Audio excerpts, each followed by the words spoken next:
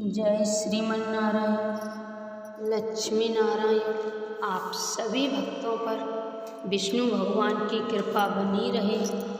आइए भक्त सुनते हैं कामदा एकादशी व्रत कथा। चैत मास की शुक्ल पक्ष की एकादशी तिथि को कामदा एकादशी का व्रत किया जाता है। इससे पाप का नाश होता है।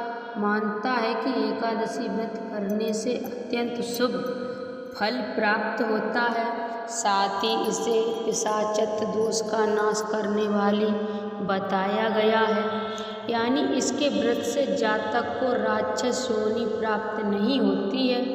इस दिन भगवान विष्णु की विधि विधान से पूजा करने के साथ साथ कथा का भी पाठ अवश्य करना चाहिए। आइए भक्त सुनते हैं विस्तार से कामदा एकादशी व्रत कथा। युधिष्ठिर ने पूछा, वासुदेव आपको मेरा नमस्कार है। आप मुझे बताइए कि चैत मास के शुक्ल पक्ष में कौन सी एकादशी आती है। भगवान श्री कृष्ण ने कहा, हे राजन, इस पुरातन कथा को सुनो जिसे वशिष्ठ जी ने दिलीप के पूछने पर बताया था। दिलीप ने पूछा, भगवान मैं सुनना चाहता हूँ कि चैत मास के शुक्ल पक्ष में कौन सी एकादशी आती है। वशिष्ठ जी ने कहा, चैत शुक्ल पक्ष में कामदा नामक एकादशी आती है जो परम पुण्यमयी है। ये पाप रूपी ईंधन के लिए ये दावानल ही है। प्राचीन काल में एक नागपुर नाम का सुंदर नगर हुआ करता था। वहाँ सोने के महल निर्मित थे और उस नगर में पुंडरीक आदि महाभयंकर नाग रहते थे। वहाँ पुंडरीक नाम का नाग राज्य करता था। किन्नर अप्सराएं और गंधर्व भी उस नगर का सेवन करती थीं। वहाँ एक ललिता नाम की श्रेष्ठ अप्सरा थी और उसके साथ ललित नामक गंधर्व भी था।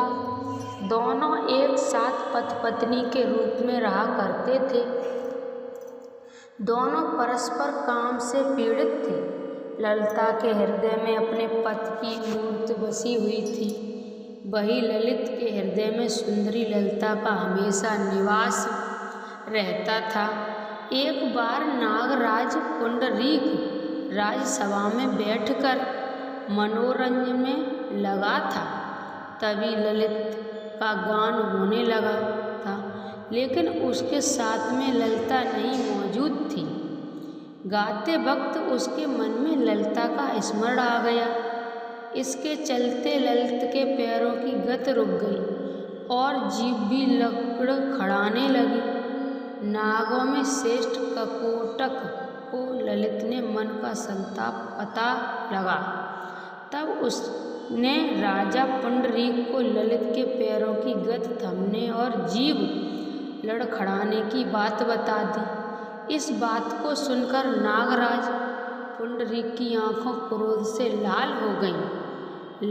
उसने ललित को शाप दिया कि दुर्वेद, तू मेरे सामने गान करते हुए भी पत्नी के वशीभूत हुआ, इसलिए तू राक्षस हो जा। राजा पुंडरीक के ऐसा कहने पर गंधर्व राक्षस हो गया।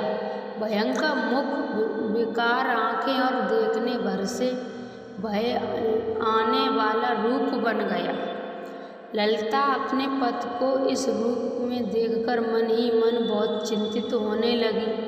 भारी दुख से कष्ट भोगने लगी और सोचने लगी कि अब मैं क्या करूं, क्या जाऊं। मेरे पति पाप से कष्ट उठा रहे हैं। विलाप करती हुई ललिता घने जंगलों के बीच पति की पीछे पीछे घूमने लगी। वहाँ वन में एक सुंदर आश्रम दिखाई पड़ा जहाँ एक शांत मुनि बैठे थे।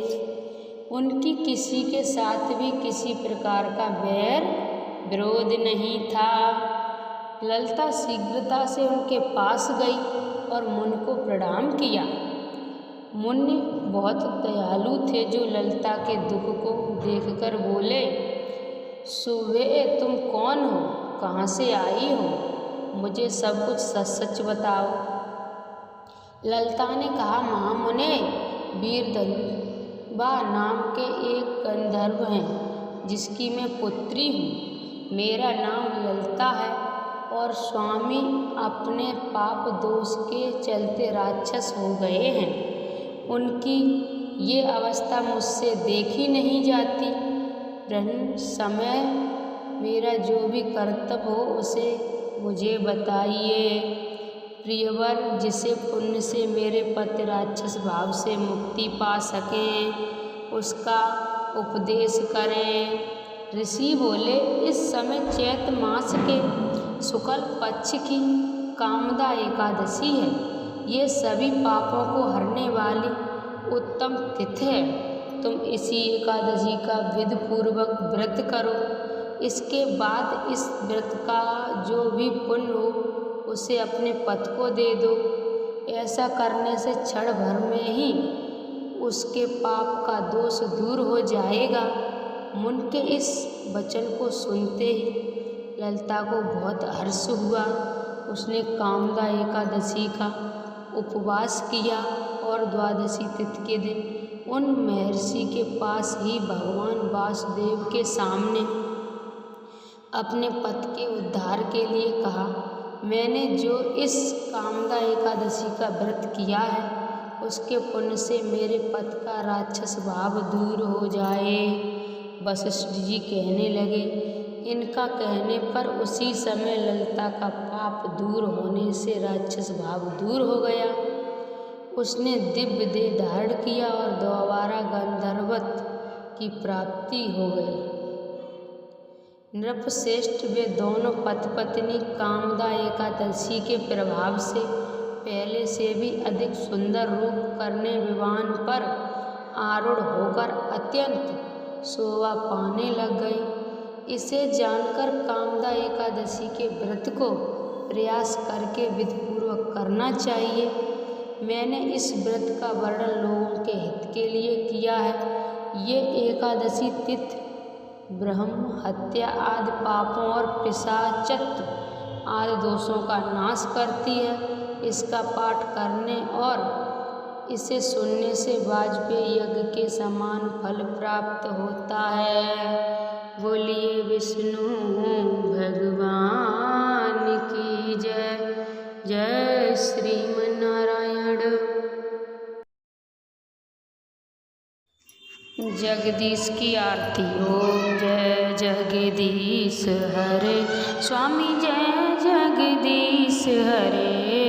भक्ति जनों के संकट क्षण में दूर करे। ओम जय जगदीश हरे। जो धावे फल पावे, दुख बिन से मन का। सुख संपत्ति घर आवे, कष्ट मिटे तनिका। ओम जय जगदीश हरे। मात पिता तुम मेरे, शरण गहूँ किसकी, तुम बिन और न दूजा। आस करूँ जिसकी। ओम जय जगदीश हरे। तुम पूर्ण परमात्मा, तुम अंतर्यामी। पार ब्रह्म परमेश्वर, तुम सबके स्वामी। ओम जय जगदीश हरे। तुम करुणा के सागर, तुम पालन करता। मैं मूर्ख खल कामी, कृपा करो भरता। ओम जय जगदीश हरे। मैं तुम हो एक अगोचर, सबके प्राणपति। किस विधि मिलूं दयामय, तुमको मैं कुमिति। ओम जय जगदीश हरे। दीन बंद दुख हरता, तुम ठाकुर मेरे। करुणा हस्त बढ़ाओ, द्वार पड़ा तेरे। ओम जय जगदीश हरे। विषय विकार मिटाओ, पाप हरो देवा। श्रद्धा भक्ति बढ़ाओ, संतन की सेवा। ओम जय जगदीश हरे। ओम जय जगदीश हरे। स्वामी जय जगदीश हरे। भक्तिजनों के संकट क्षण में दूर करे। ओम जय जगदीश हरे, बोलिए विष्णु भगवान की जय। आप सभी भक्तों को मैंने कामदा एकादशी व्रत कथाएँ सुनाई और जगदीश की आरती सुनाई। इसमें मैंने कुछ गलत बोला हो तो आप सभी लोग मुझे माफ़ करें। जय श्री कृष्णा, जय श्रीमन।